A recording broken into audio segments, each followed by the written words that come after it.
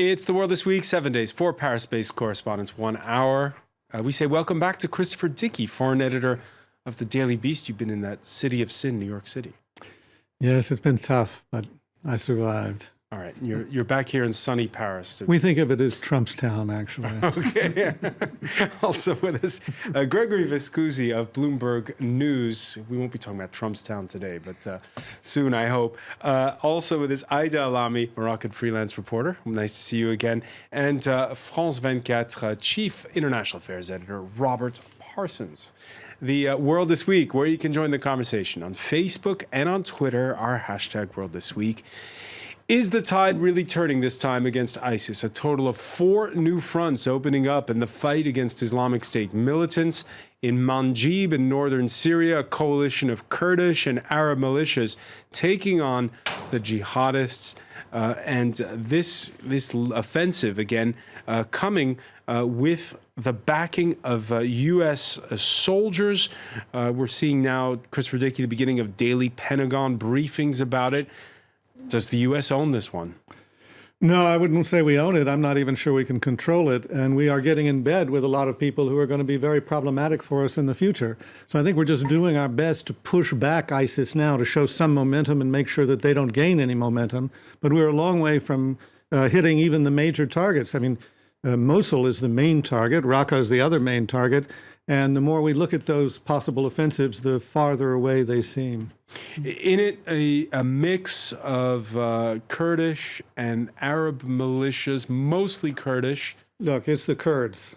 I mean, we are trying to say that there is an Arab front here, and there are Arabs involved, but in fact, it's the Kurds who are doing the fighting. And the Kurds in the north, the Kurds in Syria, are Kurds who are really directly allied with the PKK in Turkey, which is why the Turks are so upset and why it's so complicated. But they're the best fighters we've got because ideologically committed people are better fighters, and that's what they're doing.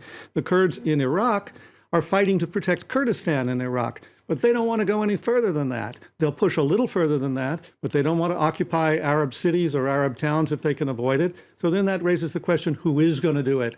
And we say it's going to be Arabs allied with the Kurds, Arabs backed by the United States, Arabs backed by the government in Iraq. But in Fallujah, we have an offensive that's essentially being run by the Iranians and by Shia militias. And Fallujah is going to be a very messy battle indeed that could turn all of the Sunnis against us. So I would say it's a really screwed up situation still. A really screwed up situation. Gregory, I mean, I would say the one area where probably ISIS could be obliterated is the one where the U.S. is not involved, which is Libya. Because there's not that many of them there. They've got no local base there, unlike in Syria and Iraq. And they do seem to be hemmed in by various militias on both sides. I'm not saying that they're going to be run out of Sirte tomorrow, but it probably is the one where you could actually see them lose their stronghold. They're not going to lose Mosul or Raqqa anytime soon. I mean, they're clearly on the retreat in Syria and Iraq. They've lost territory, but you know they're clearly on the retreat. But their strongholds in Mosul and Raqqa, I think, are going to be held for quite some time. All right, clearly in the retreat, it is Martin Chuloff writing in The Guardian. Rob Parsons says that it's the first time really where we're seeing the so-called Caliphate shrinking. Yes, I mean, this is part of the issue as well, because what makes the Islamic State group stand out, its own raison d'etre, if you like, is to create the Caliphate.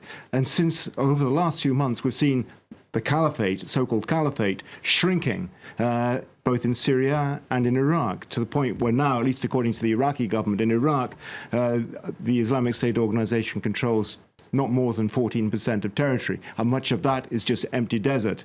The area where it really controls, and this is obviously going to be the key point in the future, you both pointed out, is Mosul. It's the second biggest city in Iraq. You can keep pushing and pushing and pushing, but the problem with Mosul, again, as you pointed out, Chris, is that it needs the cooperation of the Kurds. The Kurds aren't particularly interested in cooperating, especially if it's going to cost them an awful lot of life and resources, unless they get the deal that they want from Baghdad. And at the moment, it doesn't appear that Baghdad's ready to give them the deal that they need. So it doesn't look like, as you pointed out, that there's going to be any serious attempt to take Mosul at least this year. But Rob, a lot's been made about this push on Manbij there. We can see in the north there. Well, this is part of the effort to put pressure on Raqqa. If you see, the Manbij is between Raqqa and the Turkish border, which is a key supply line for the Islamic State organization. If you cut that supply line between Turkey and Raqqa, it becomes much more difficult for the Islamic State organization to run their operation. And especially cutting off that route to Turkey for foreign fighters. Yeah, no, that's the point I'm making. Yeah. It becomes much more difficult for them to maintain that operation. Aida Alami, your thoughts on the fact that there is some momentum in pushing back ISIS. It's U.S.-backed. To what degree? A small one, says Christopher Dickey. But is this a good news story or not? I mean, I agree with what you said before, how I'm not sure how much the U.S. is controlling what's happening. The idea is to weaken them on the ground so they don't come here and attack people. I'm not sure how effective this strategy is long term. I agree with what Gregory said also about how Libya could be a more controllable and more efficient place to deal with ISIS. I just don't know, how effective all of this is really. I'm not very optimistic. Yeah, I mean, look, the problem is that while ISIS may be pushed back along the fringes of its territory, it still has these big population centers in Syria and Iraq, and it has expanded to places like Libya, but not only Libya. Boko Haram has pledged allegiance to ISIS. You have ISIS in Afghanistan now. You have ISIS in South Asia, in Southeast Asia to some extent. I mean, groups that already existed that have pledged allegiance. Yes, but still, their idea of expanding their franchise is great. If you turn a local hamburger joint into a McDonald's, you're still expanding the franchise. This is important. Don't anybody say I'm comparing McDonald's with This is important, this talk about franchises, though, because it was the same discussion we've been having since September 11th about Al-Qaeda, which is it an organization or is it a brand? Well, it's both. It's both. I mean, Al-Qaeda was originally operated like an incubator in Silicon Valley. People would come to them with ideas. They'd give them money and resources and training. That's how 9/11 happened. ISIS is a different concept. ISIS says, we are the Caliphate. We've established ourselves. We have territory. Join in the idea of the Caliphate, which already exists. That's a powerful ideological statement. Except when it's shrinking. Well, it can shrink. The idea doesn't shrink. What is important,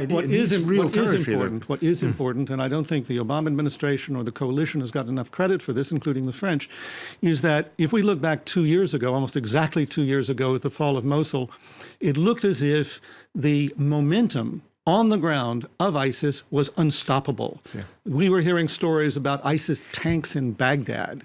This was not true, but they did take Fallujah. Yeah. And they got very close, which is 40 miles, something like that, 40 kilometers actually from Baghdad. So it looked like they were unstoppable. They were stopped.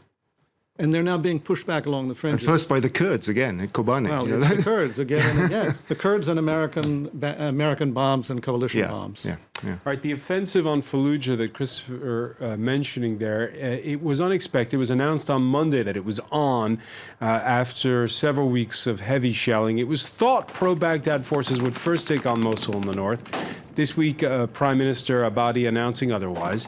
But then, as the week progressed, he seemed to ease off. By Wednesday, the offensive on the Sunni stronghold that fell 2 years ago, seriously stalling. 50 to 60,000 civilians thought to be inside the city. The government thinking twice before repeating the kind of carpet bombing seen in the retaking of Saddam Hussein's hometown of Tikrit. We heard heavy shelling early in the morning. We also heard the army was approaching. We waved a white flag and left everything behind. Our home, our furniture, our belongings.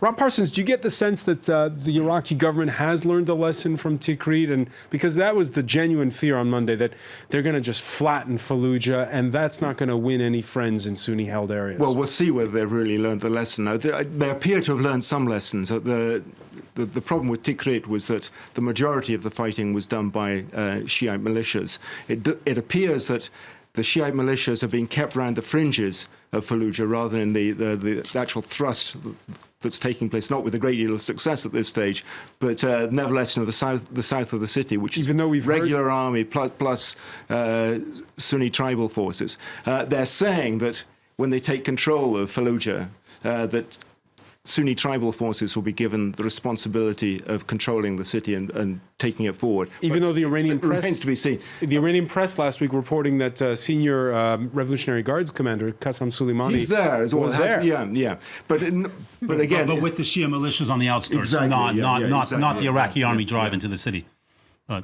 That's not driving into the city. Or not, it's not driving into the city. Exactly. So Gregory Vescusi, has the lesson been learned from Tikrit? I'm not really sure that the lesson from Tikrit. I think it's just the capabilities of the Iraqi army. I just they don't seem the Islamic State defenders seem to be a full match for them. yeah, they managed in Ramadi. It took time, but they managed. They did. Yeah.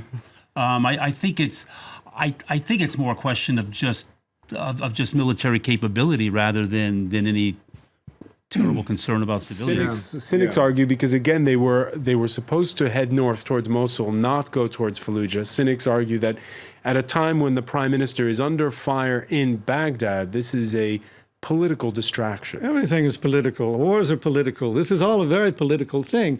I mean, but the real key question here is who has the willingness to fight on the ground? Who's really going to go up against an adversary, ISIS, that clearly has the will to fight, has the will to commit suicide, has the will to hold out tooth and nail until the last man.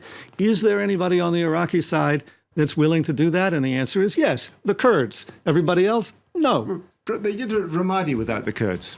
And they did Ramadi without the Kurds, but you've been to Ramadi, I'm sure. It's not a big prize. It's not Mosul. It's not even Fallujah. Yeah. And Fallujah, I was just about to say, Fallujah itself isn't that big a prize if you compare it with Mosul in the north, which is the really big one. But you have to go through the steps. And also, it's so close to Baghdad. It's humiliating. It's humiliating that Islamic State is that close to Baghdad. It's very important symbolic. Yeah. It's the gateway to Baghdad, in fact. One final question on this. Having been in the U.S. these past couple of weeks, Fallujah, of course, it was the scene of ferocious battles. Twice the United States in the past decade had to fight insurgents there. Is that something that's forgotten, or does the name Fallujah still mean something in America? I think it means a lot to the soldiers who fought there. I don't think it means, I mean, I'm not joking. I mean, I think it means a lot to the soldiers who fought there, but the American ability to forget is amazing. And I don't think that Fallujah has a huge amount of resonance with the American public. Absolutely not. But perhaps with the Sunni population, it has a resonance. Of the United States? No. In Iraq. The other thing that's interesting, I think, about Iraq and Fallujah at the moment is a major effort on the part of the Shiite religious establishment in Iraq to prevent any sort of repetition of what happened in Tikrit. Grand Ayatollah Ali al-Sistani saying that everything had to be done to protect civilian population inside Fallujah, even when it falls. Well, maybe that's why Qasem Soleimani is there, to protect the civilian population of Fallujah. Yeah. All right, we're talking about remembering. The anger in Ankara is real. Turks throwing eggs at the German embassy after Thursday's vote in the Bundestag, recognizing the Armenian genocide of 1915. The vote wasn't even close, by the way. Only one against, one abstention among those present in the German parliament. Other nations, France in particular, have seen similar resolutions, but this comes from Germany, home to more than 3 million people of Turkish heritage. Beyond a recall of the ambassador, the rhetoric's been rough. The president of the Bundestag reacting to this. Here's what the foreign minister had to say. Mevlut Cavusoglu's tweet, one cannot close the dark pages in their history by defaming others' history with baseless and irresponsible parliament resolutions. Aida Alami, your reaction to that? I mean, what I think is unfortunate is that, to me, the main news is that Germany is admitting their guilt as well, and how they didn't stop this genocide, and all of the media frenzy is about... Because Germany at the time was an ally of the Ottoman Empire. Yes, and the whole media frenzy is about how Turkey is responding to Germany and so on, but... I mean, I want to say it's about time Germany owned up to what happened. And I think it's going to create problems maybe between the two countries in terms of strategy with refugees and with other matters. And is Parliament the place to decree that yes, it was, or no, it wasn't a genocide? Why not? I want to say. I mean, there needs to be. Yep. I don't know. I'm not a big fan of parliaments around the world passing. I mean, the French Parliament loves to pass these historical things all the time. I'm not a big fan. Barack Obama, the candidate Barack Obama in 2008 said he would recognize the Armenian genocide. He has not done so. You know, these are complicated issues because, you know, obviously horrible massacres happened in 1915. But I just don't know how helpful it is to go around voting these things. Well, I mean, you would, and I think if anybody should do it, make the statement. I think the Germans are the right ones to do it. I mean, who was it? One of the ministers in Turkey made some incredible statement. You burned all your Jews, and now you tell us that you talk to us about genocide. Well, in fact, that's precisely why the Germans should talk about it. The Germans have spent a long time coming to terms with this, and the whole issue here is that Turkey refuses to recognize this genocide as what it was. The argument is always, well, a lot of Turks that were not Armenians got killed. Okay. Sure, but you can always make the defensive argument when you're doing something atrocious. Every terrorist group in the world says we're just defending our people. Yeah. So I don't see that this idea of the Turks that they can't possibly recognize the Armenian genocide. There actually has been a lot more opening in Turkey on this issue that is recognized. I mean, you know, I've been to exhibitions in Istanbul with photographs of the Armenian massacres, which would have been unthinkable. But there are a lot of 10 years subtexts ago. here. I don't think you would have seen Erdogan going to those exhibitions. He did express sorrow for it. Express sorrow. Yeah. And condolences. Condolences, but he refuses to. We're going to pick up on this point and how it's going to affect relations between Turkey, Germany, and the broader EU going forward. When we come back, you're watching The World This Week.